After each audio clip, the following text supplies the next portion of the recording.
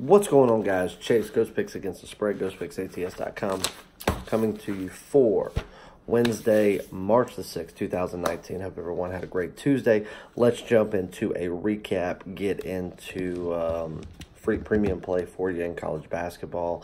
It is right now about 11:15 p.m., still on Tuesday night. Getting this video to you out early because I have a meeting in the morning with Patrick, a little phone call in the morning. It's going to last a little while, and it's going to be going over NASCAR for this week. It is official, guys. I have hired Patrick. He has been hired by me, joining the Ghost Picks family, but you will not see him, on camera or anything. He has been hired by me, under my division, and he will be working directly for me. He specializes in strictly NASCAR-related handicapping, and as I said, I do have someone that does horse racing that we are looking into, but Patrick is a fantastic NASCAR handicapper. I have been looking into his picks for just over a year now. Like I said, whenever we review somebody or would even remotely consider bringing them on, it would be a minimum 1 year. We don't look at bringing on full-time handicappers for all sports because everybody knows I don't have anybody working under me. The sports that I do, which are NBA and college basketball, college football and the NFL, NHL, and then, of course, my top, which is Major League Baseball. Everything is done 100% solely by me with no one else involved. And I was not looking at bringing anybody on in those sports. But when it comes to your secondary stuff, your horse racing, your NASCAR, I even dabble in the CFL and the WNBA and things like that, and are very successful in it.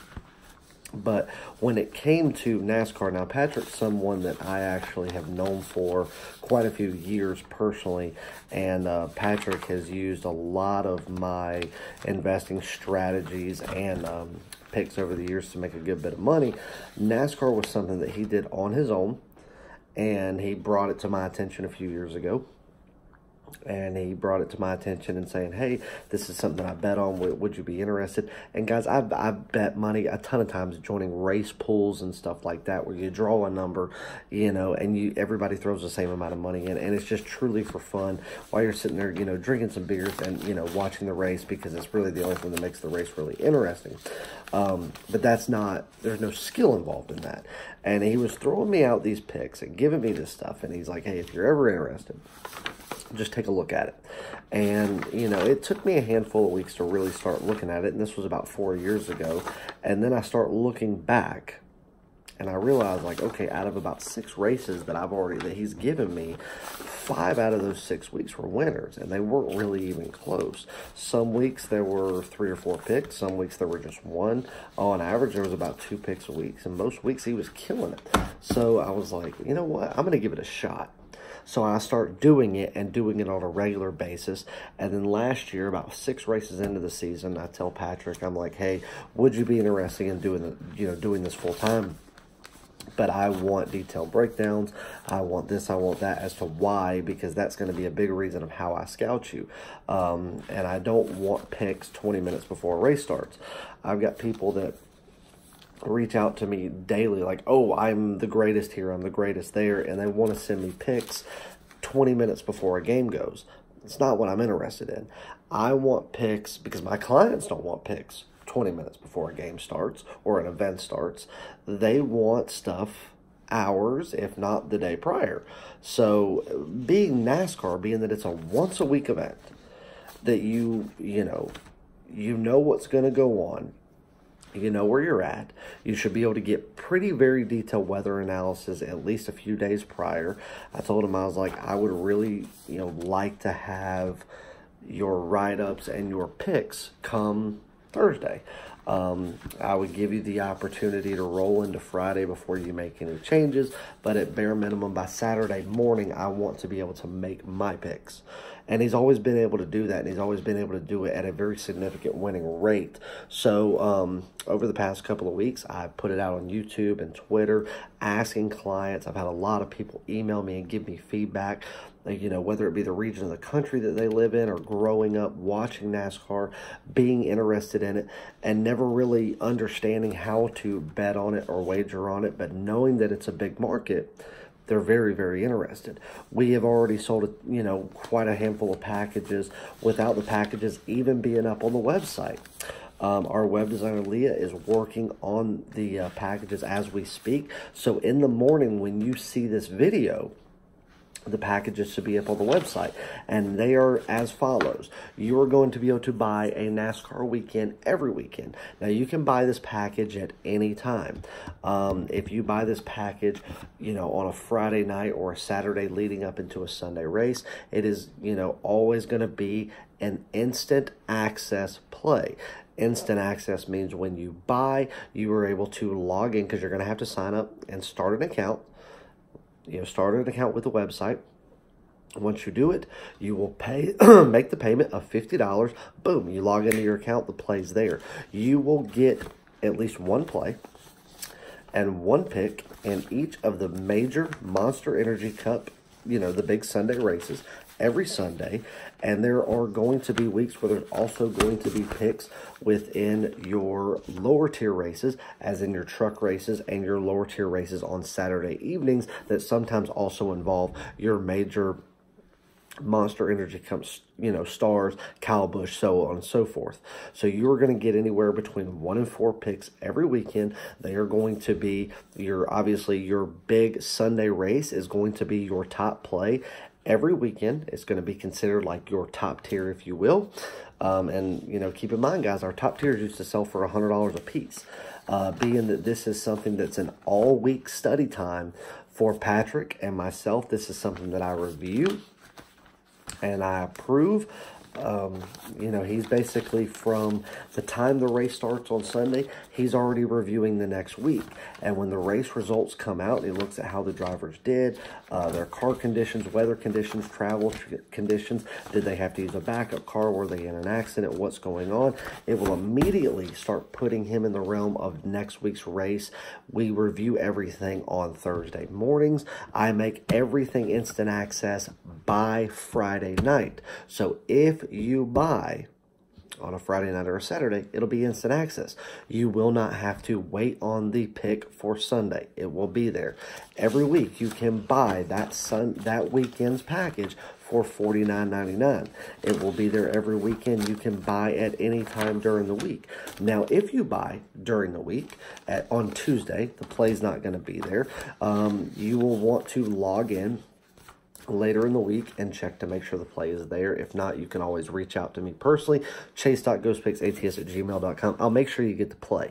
Now, if you don't want to do that, you don't want to do it week to week, you want to get the best bang for the buck, you're going to be able to get every single NASCAR pick released from now until the championship trophy is hoisted in November for $499. Leah is working on that as we speak, and as I said, on in the morning of Wednesday, both of those packages will be on the website and available. And all the people that have already gotten the price for us, you're already locked in. For the people that have emailed me like crazy today, I expect to see you jumped on them tomorrow.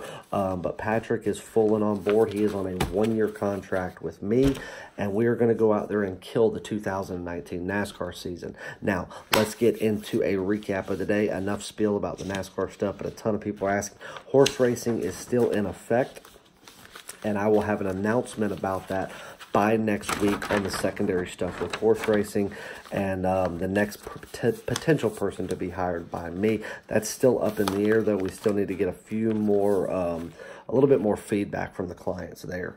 All right, so free play, Nevada minus 13.5. Let's check the score there, because that game is actually still going on. Nevada right now is up 45-38, going about a minute to go in the first half, so they're doing their thing. They're laying 13.5. If you want my reasonings for the game, go back and watch yesterday's video. But that game is still going on. We still have Golden State. We have one NBA play. Took Golden State -7 against Boston. There's a lot of issues going on in Boston. Yes, Klay Thompson's not playing. Yes, Golden State is terribly struggled against the spread, but Golden State is by far still the most talented team in all of the NBA. And so there's really no reason not to take Golden State against the spread other than the fact they haven't been covering. There's no talent issues. There's no inner locker room bullshit. You know, Kyrie Irving being the little bitch that he is, wanting to stir up shit. There's none of that going on in Golden State. I know Golden State last time that I looked was losing. And right now at halftime, they're getting the shit beat out of them. But we'll see. You know, being that they are down right about 20 points right now and laying 7, let me tell you something. This is the NBA, and Golden State could get hot at home at any time. And by the end of the third quarter, we could see a tie game. So we'll see what that is. But, you know, very well could lose the NBA play for the day. NHL, we had the Islanders. We had a -1.5 on the puck line at -110 money.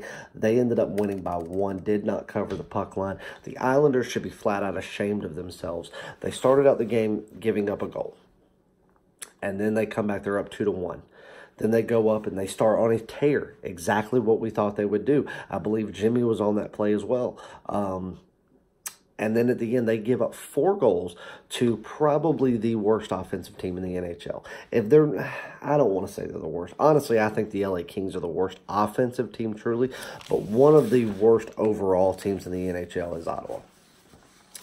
One of the best defensive teams is definitely the Islanders. I would say that the Islanders are top 3 overall best teams in the NHL, especially the way they've played from the beginning of the season till now. Now, yeah, they've struggled here in the past week, but that's not a testament to what they've been able to do for the overall portion of the season, especially at the Coliseum with the Islanders fans. And, you know, I was sitting there reading Twitter earlier, and all these Islander fans are sitting there bragging about, you know, a win is a win is a win.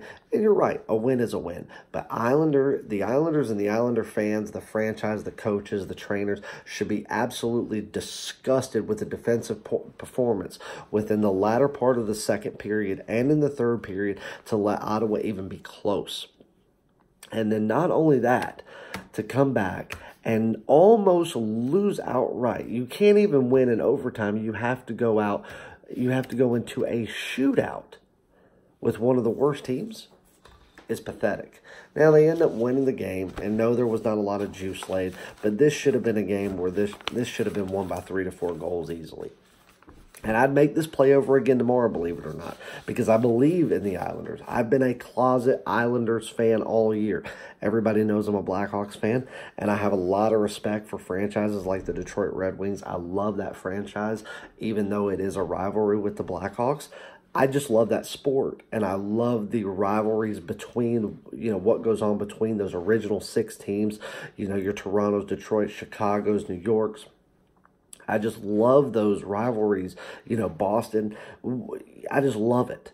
But I've been a closet Islanders fan all year because I want to see the Islanders do so great and take it so far, especially knowing that my Blackhawks or the Red Wings have no fucking shot whatsoever. Even though the Blackhawks have played some of the best offense in hockey, and they are mark my words, they are the over team in all of hockey. You want to bet an over? Bet the Blackhawks. Doesn't matter where they're playing, who they're playing. Bet the Blackhawks in the over. Bet them for the same amount of money. 9 times out of 10, you probably will cash that ticket. But that was a disgusting hockey game. Now let's get into college basketball. Now, I've been telling my clients, basketball, especially college basketball, has been an absolute dumpster fire for the better part of 3 weeks now. Really, the month of February, just college basketball in general, and I'm not just saying like what I bet, just college basketball as a whole has been a joke. Well, now there cannot be any more lackluster performance. We have to get the teams at face value because for many teams, it's win or go home situations. We've still got a few more games going on regular season in some conferences, ACC and things like that. But for some teams, especially your mid-majors, especially ones that are looking for, the last-ditch effort to impress the committee, to make it to the big dance. You're also playing within your conference tournaments in round one right now. So we are getting teams at face value, at a win-or-go-home value, and that's what I told my clients. I said, as disgusting as college basketball's been, I know this sport very well. And, in most years, over the past decade, MLB's been number one, and college basketball's been a very close second. I mean, everybody knows what I did from the beginning of the season all the way till Christmas. I was tearing it up, hitting, on average. I think I finished up, right there at the end of the year at about 74%, some of the best in the country. Start to the new year was not great by any means. February was absolutely terrible. But now we're getting teams at face value. Now it's time to recoup a lot of this money before we get into the big dance. And in the big dance, you're getting teams at face value. It's a win or go home, which means no more lackluster performance. That lackluster performance puts your ass at home for the rest of the season. A lot of these seniors have to realize that now you're getting into what could be your final days. You take the court, this could be the last time you take the court ever. Especially for the ones that may not be going into the NBA, which, hey, they don't want it to be their last game. Doesn't matter how good or bad the season's been. Nobody wants it to be their last college game unless they know they're getting ready to sign a big NBA contract. Even then, if they played 4 full years, guess what? This is bittersweet. They want to hold on to it for as long as they can. So we had 3 plays and a couple of leans for you within college basketball today. The 3 plays that we had, the top tier was Charleston Southern, -15. That was the top tier. So for everybody jumping on 2 for Tuesday, it was a bad first half. Everybody was already emailing me and texting me, telling me I had another terrible pick. And I even told them, Charleston Southern, if you go back and look, they have been a slow first half team all year. There hasn't been a single game within a conference opponent or anybody that could even be remotely competitive with them that Charleston Southern has gone out there and had a fantastic first half. It just hasn't happened. I said, wait till the second half. I said, whether they cover or not, they're going to go out there and make it close, and they're going to beat this team by double digits.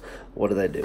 They come out second half immediately and shut this team down, and they end up winning. I think they covered by 19, but it was a cover on the spread, a top-tier win by Charleston Southern. Then we had Toledo. At -15.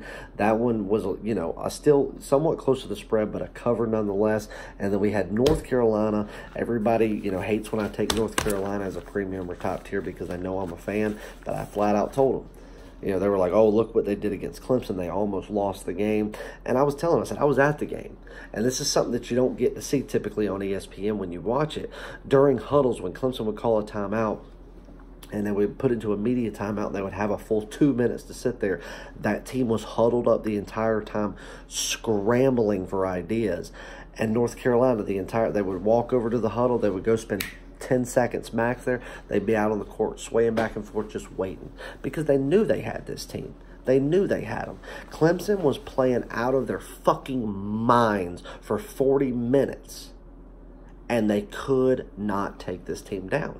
They were playing out of their minds in the best ball of the entire night at the beginning, and they were up by 1, and North Carolina wasn't even phased. North Carolina was up by 8 points with a minute to go, and it would not have been for that turnover that allowed for a big offensive possession by Clemson. It wouldn't have been as close as we thought.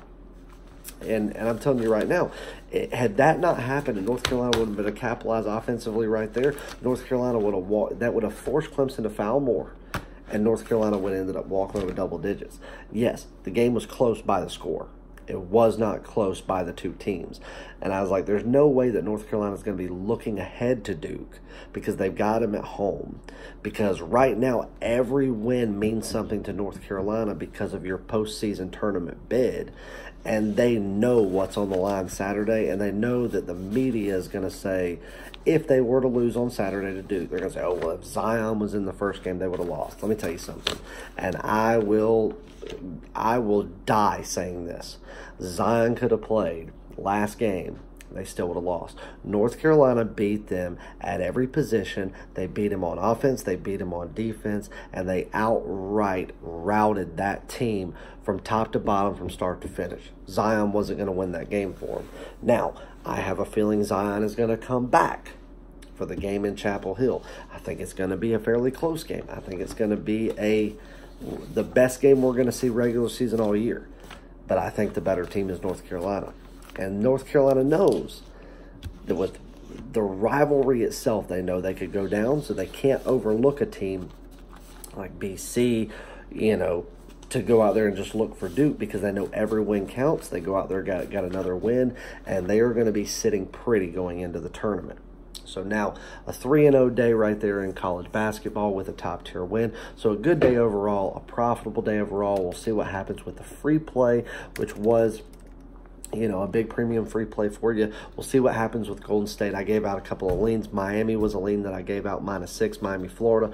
That was a nice win. Also gave out Michigan State as a lean, -14, barely covered that. So for anybody that took the leans, they also made some money there. So it was a good day overall. Big top tier winner, and we'll see what happens in the free play and as well as Golden State, and we'll look to make even more money. So let's jump into a free play going into Wednesday. Now let me get back to this, make sure that nothing has changed, and we are going to go Northern Kentucky at home versus Detroit. We got the 23-8 Northern Kentucky going up against the 11. Got the iPad and the computer both going on. All right, so Northern Kentucky, 23-8, 11-19 Detroit. And guys, on paper, it's a complete mismatch. On the court, it's a complete mismatch. Simply put, Northern Kentucky is by far the superior team. And again, we're kind of getting into those do-or-die situations where everybody's going to play lights out. Northern Kentucky has played them twice this year. I think one time they won by 22. The other one they won by maybe 24. But over 20-point wins each time. They're only laying 12.5 here, which is a little bit suspect. But it's also, it's to that point of interconference into the season. Detroit has played a little bit better. But Detroit Mercy is a flat-out terrible road team. Northern Kentucky has been a great home team. That goes for most of their record. That 23-8 record that they hold, a lot of it comes with absolutely fantastic home stances.